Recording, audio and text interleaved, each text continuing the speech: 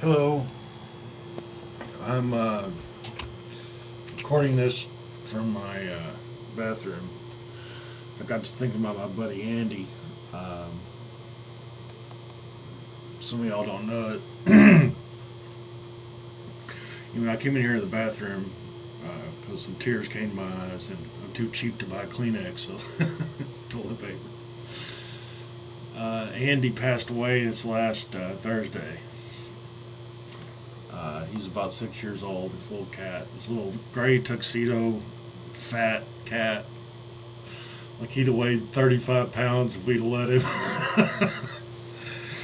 Oh man. So he used to play around. Everything was a toy. Everything was possibly a toy. And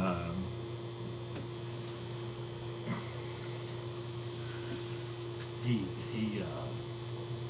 well, Romaine had to take him to the Mercy Vet hospital. She thought he's aspirated something, and it turns out he had pneumonia from heart failure. And he had thrown some blood clots.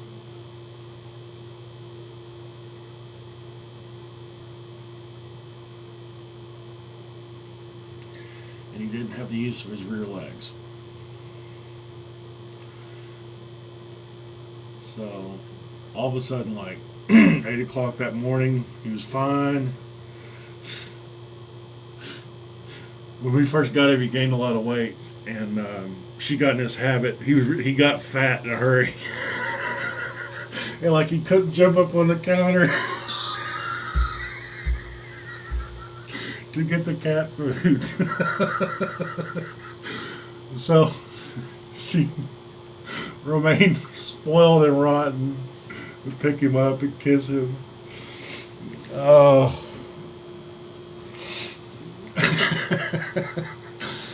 She would sit him up on the counter, and as she's doing it, or before she did it, he'd look back at her like, I can't jump that high. Like he'd stretch up. Oh, I can't make it. And look back at her all pitiful. She'd pick him up. And she'd go, Scoop, fly him up. So cute. When you're, especially if you're grieving, I mean, having a little kitty cat, or if you're depressed, or, I mean, all sorts of things. It's a good cup of coffee.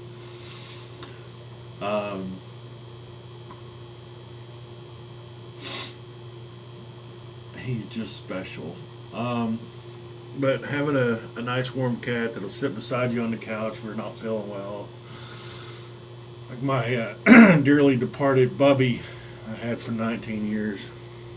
Well, 18 of his 19 years, we think. Andy was a real character. Everything was a toy. I'd find ends of my shoestrings chewed off.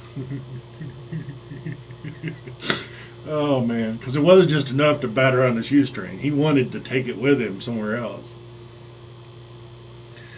and he'd chew off the end of the shoestring, like 6 or 8 inches of shoestring, and bat it around, and then he'd go hide it because when we first got him, we had this dog that would steal everything that he had his mouth on and eat it, or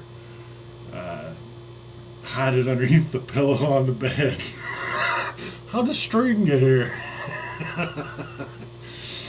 we broke her eating stuff, so we stopped that. But Lily was a real character. Jealous as, oh my God, jealous of my wife. But Andy was my cat too, and oh, he bugged the crap out of me. After I had the strokes, and I felt awful. So he wanted to comfort me, but he wanted to mess with me too. So 2 o'clock in the morning, I'd be asleep on the couch. 2 o'clock in the morning, he'd get the 2 o'clock zoomies. He'd zoom around the house, go through the living room, into the foyer, into the computer room, into the dining room, or into the dining room? Yeah, the dining room, where the dining room table, where the dining table is, where you eat your dinner. Yeah, the dining room. Ooh. and then back in the living room. He'd make 2 or 3 circuits, and like on his last circuit, he's gaining full speed. He made it a point of jumping onto the table, onto the coffee table, onto the couch, onto my belly, and using my belly as a springboard to go over the back of the couch. Because he couldn't clear the couch on his own because he's too fat. And he was like somebody dropping a 9-10 pound bowling ball in your gut. You wake up at 3 o'clock in the morning, 2:30, 2 o'clock. That's another thing. It was never consistent, so I'd maybe hear him once or twice. I think, you got to wonder, did he alter the times on purpose? Like, this is the same time last night. I'll wait 5 minutes, before he starts the zoomies. And yeah, just like he's like a pregnant cheetah running around as fast as he can. He had some favorite toys. He'd carry them around in his mouth and the Stinky Mouse was what remained called the one that he just slobbered up, and like he'd be drooling. Big fat slob that he was. He'd carry around the Stinky Mouse, and he wouldn't carry it around in front of you. We'd be in the living room watching television, and I guess we weren't paying enough attention to him, so he goes and grabs Stinky Mouse, and he's in the dining room and in the kitchen and in the computer room and in the foyer carrying the mouse around going, meow, meow, meow, meow, like, and you had to answer him. You go, meow, he'd answer you back, meow.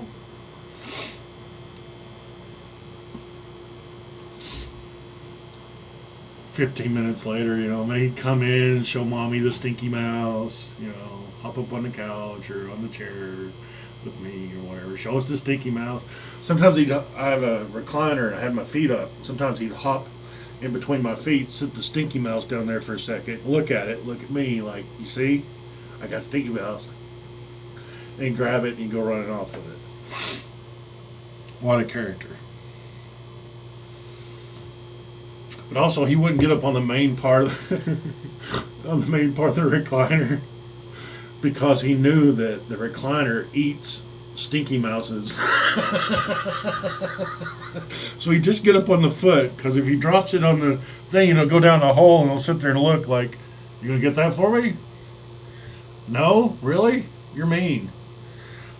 So I'd be upset because I know him, he never gives up on anything. So in order that he never gets hurt, I tip the recliner over and dig it out from the, inside of the recliner between the stuffing and the little the little microfiber covering, and some of the microfiber would move and he'd swat at that. And I'd get mad, like, stop it. You'll rip up the, swat with his claws out. Oh, yeah. Grab a hunk of that polyurethane foam batting with his claws. A little hunk, he'd play with that for a second. He's like, you got the Stinky Mouse yet? Like, he'd look up at me, like, he'd play, look at me, like, come on, slave. Just get after it. Don't look at me. Don't look behind the curtain. So some of you may have noticed a little plastic ring. Everything was a toy. Plastic rings were great because you compress them and they fly off. So this is from a milk jug, just a half-gallon milk jug, and I'd get them off of tea jugs and everything. And he had some of his favorites, I believe. Like, they can see into the ultraviolet spectrum, so I think there's a difference in some of the pigments with the plastics. And like the pink ones were his favorite, but the light blue ones he liked a lot too. The green ones were, you get a green one off of a green tea bottle, And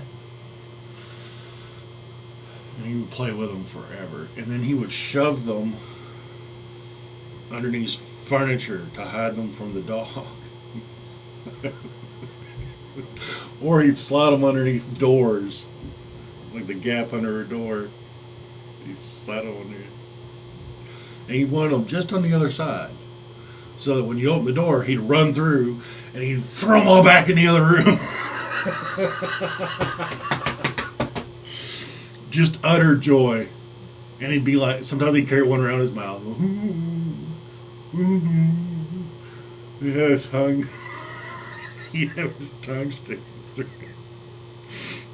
So I saved these for him.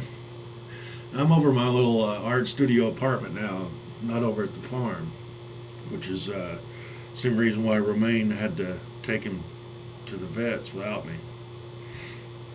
I turned some of them inside out. So I saved these. I'm hanging out over here, and whenever I go back, on the weekend or whatever, from my townhome to the farm, or holidays, whatever, spring break, I take a bunch of these, and I walk in the kitchen, and I just go, Andy man. Well, he'd always come and greet me anyway when I came through the back door. He's like, he'd stretch walk toward you like, oh, it's so much effort to come see you. I had such a great nap going. Oh, and he'd stretch his back leg out like,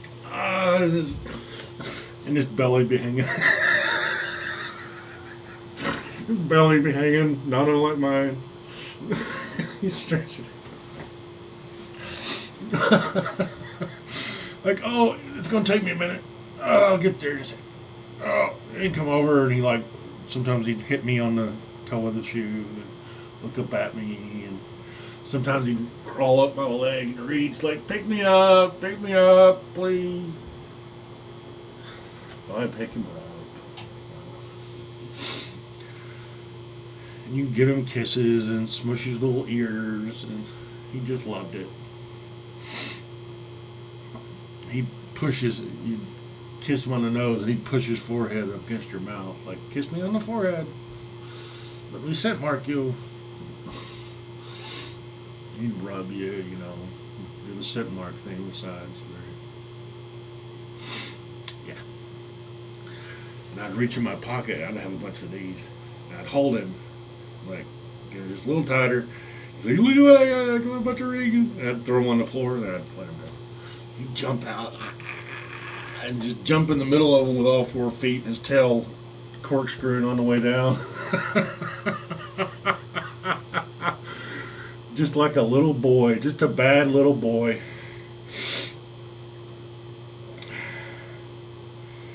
I guess I'm going to keep saving these rings. Hoping someday I'll find a mischievous,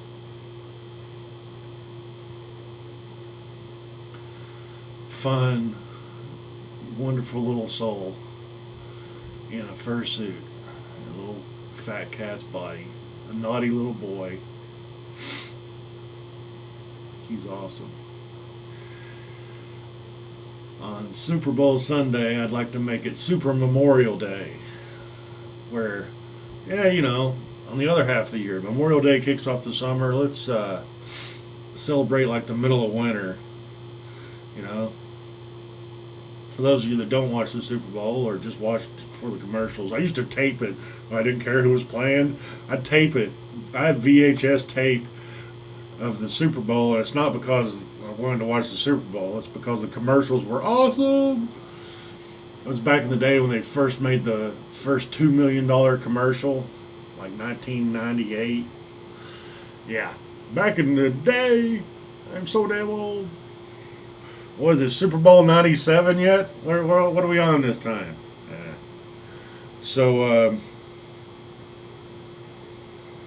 yeah, I'm going to save these rings in case I find a cat, or a cat like that finds us, I guess. Because that's what happened. We weren't looking for a cat. Romaine was kind of looking at a cat, and he was the consolation prize. There's these 2 little flop-eared cats that were brother and sister that she wanted to adopt, and they went to a kid with a young family. I mean, they did okay.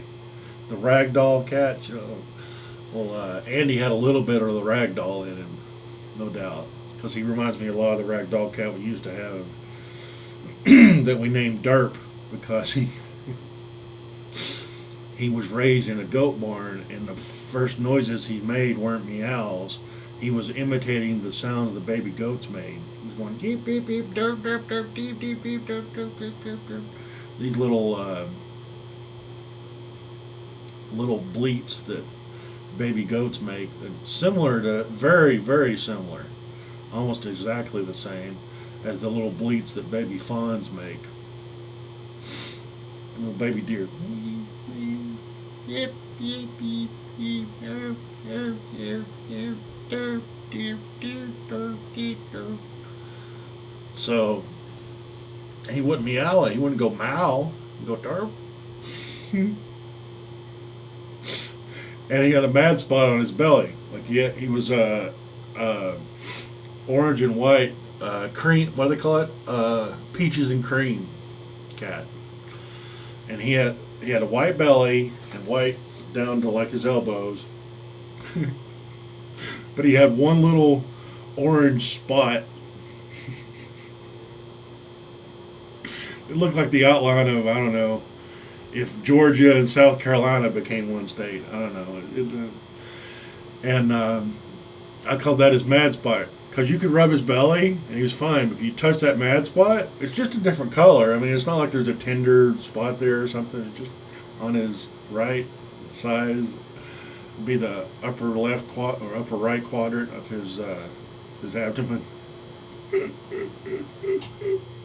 Almost like where the gallbladder would be.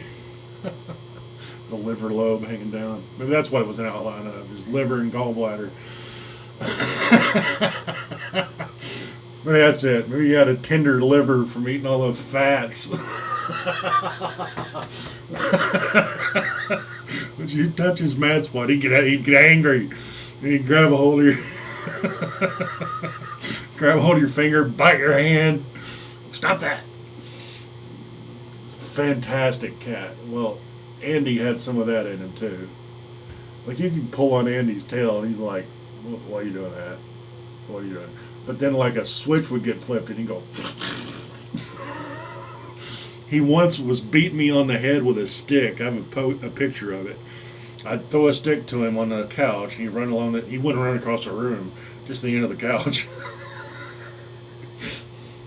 And then I stopped playing with him and I was back on the computer. And he got mad about that, and he had it in his mouth and was hitting me on the side. I was going to get a picture of that. And then he climbs up on the back, and he's got it in his mouth, and he takes his paw and plants one end of the stick on my shoulder, and it looks like he's got a baseball bat, and he's hitting me over the head with it. He's just released it from his mouth, and he's hitting me over the head with a stick. And I have a picture of that. My hair's like, well, I had more hair than this. Such a goofball. So I'm going to save these plastic rings. So if you see me walking around with a keychain with 97 plastic rings on it, you'll know why. It's in honor of my buddy, Andy. He loved boxes, and Romaine was trying to clean the attic and organize stuff up there. So she had like 106 boxes up there. Some she got from the liquor store. Now that's a funny one too. Her Facebook photo is of Andy sitting in a blue and white, gray and white cat in a blue and white Absolute vodka box. And the look on his face, he looks a little like googly eyed, like he might have had one shot too many.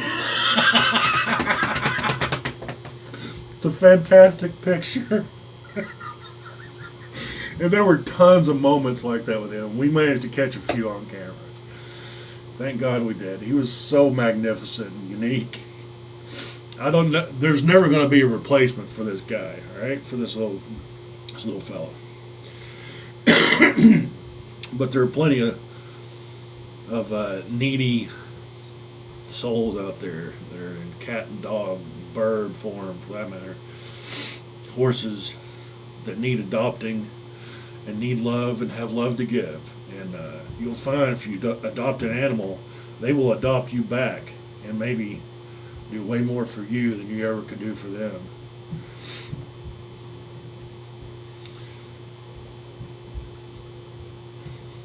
Was it Teddy Roosevelt? Winston Churchill? I think Teddy Roosevelt first said it. There's nothing wrong with a man, with the inside of a man, that cannot be solved by rubbing on the outside of a horse. You spend a little time on horseback and figure out what those magnificent creatures are all about. It's a special kind of sunshine. Well, there's some cats and dogs that are like that are unique, and some were stubborn, some were just too dang smart, and some were just little turds that are waiting for you to turn your back so they can do something, destroy 3 hours of work in 3 seconds. I just want. So, Clutch, the horse, he had this thing where I'd be working out in the field, and he would pick up he'd want attention. So when Clutch wanted attention, he'd pick up tools and walk off with them and drop them like 30 yards away. So you'd be working with a pipe wrench or a socket wrench, ratchet wrench with a extender on it, like you're drawing fence up, tightening up fence. You have a fence clamp on, you're tightening the bolts on that fence clamp. You lay that down, and maybe you're putting the hooks on a come along or a winch or whatever you're using to tighten the fence. And you'd lay that down. Sometimes you'd be on the outside of the fence, he'd be on the inside. This is really great. So now you got to go over the dang fence around, and he'd be on the other side of the fence, grab your tool, walk away with it, set it down, and come back and be standing there looking at you like, what are you doing? You wondering where that tool is? I'm looking at it right now.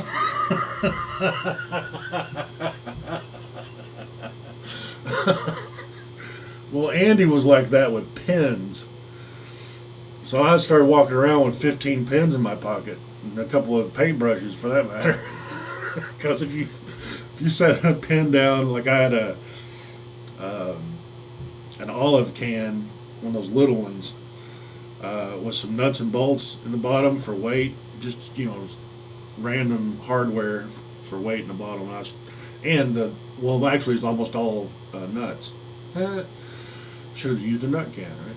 So I kind of oriented the top layer of the nuts around, so I had all these different holes, from the top, of each nut laying around. So I had these holes that I would stick in particular brushes and pens, and then in between them, other brushes and pens would be held up by the ones that were stuck in the thing. And of course the can itself, and gravity. Like he would see that sometimes. He'd walk by and just go whack and fling a pen or a paintbrush across the living room, across my little work area.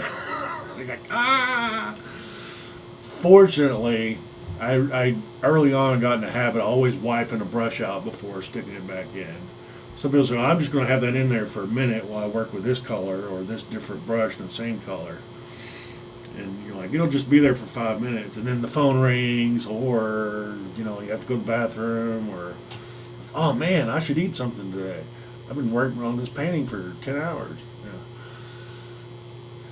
And you walk away and leave that brush in there with paint in it, which is bad enough. You can ruin a paintbrush, which some of them cost $12, $35 a piece.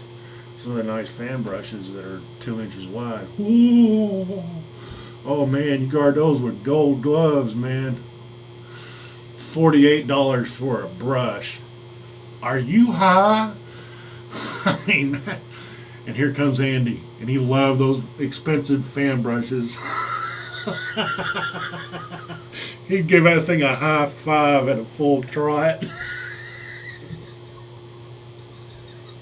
He goes in over here through the living room, and I'm like, no! Romaine took the cover off the love seat. Oh, and it's acrylic.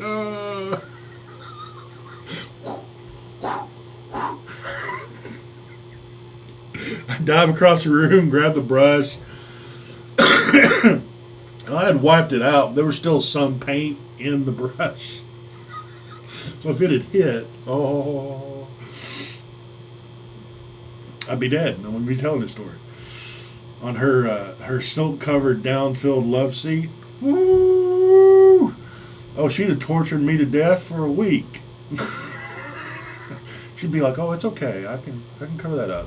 And like the next day, like carefully, flipping eggs for an omelet or flipping an omelet, hey, look at there. She's like, "Oh yeah, that's great. Maybe you should have took that much care when you're playing around with paintbrushes in the living room." So that's day 2. Like day 1, she doesn't say anything about it. Doesn't bring it up. Like the day it happens, and the following day, it's not a subject. But day 2, it is on.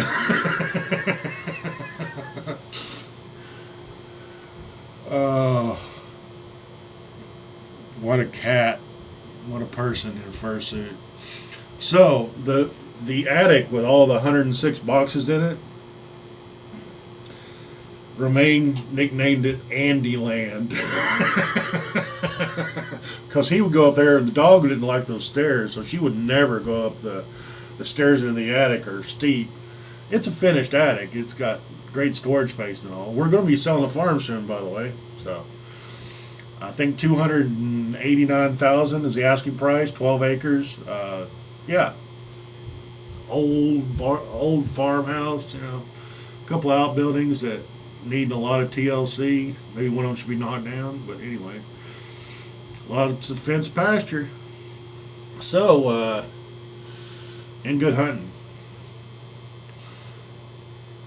Andyland in the attic. He'd go in there and just jump into boxes. He'd jump from one box to the other, and when he'd leave this box, it would slide across the floor. It had hardwood floor in there. Smooth, waxed hardwood floor, and this thing will slide across. And he loved that, so he'd jump out of the box he was in. Sometimes there'd be books in it or whatever. He'd jump out, and that box that was skittering across the floor, he'd try and land back in it. Sometimes with comical fail, comical results, epic fail, epic cat fail. Oh man, and just for hours, and that was good for him, get some exercise. But it was frustrating for Romaine trying to pack boxes and put them away. So she'd have the door shut. He'd be playing around there for half an hour, and she'd kick him out of Andyland. Close the door behind him and be like, "Whoa." So I'll be saving a few rings in honor of Andy Neely, one of the best cats that ever was. What a goofball. We love you, buddy. Rest easy. Y'all have a good evening. Take care of one another, and go adopt a pet. You may find out you didn't know you needed one. You depressed? You anxious? You just moved from one place to another and don't know anybody local? Go buy you a dog or a cat at the animal shelter. And believe me, you're not buying them. You're selling your soul to that dog or cat. And it's a good trade. See y'all.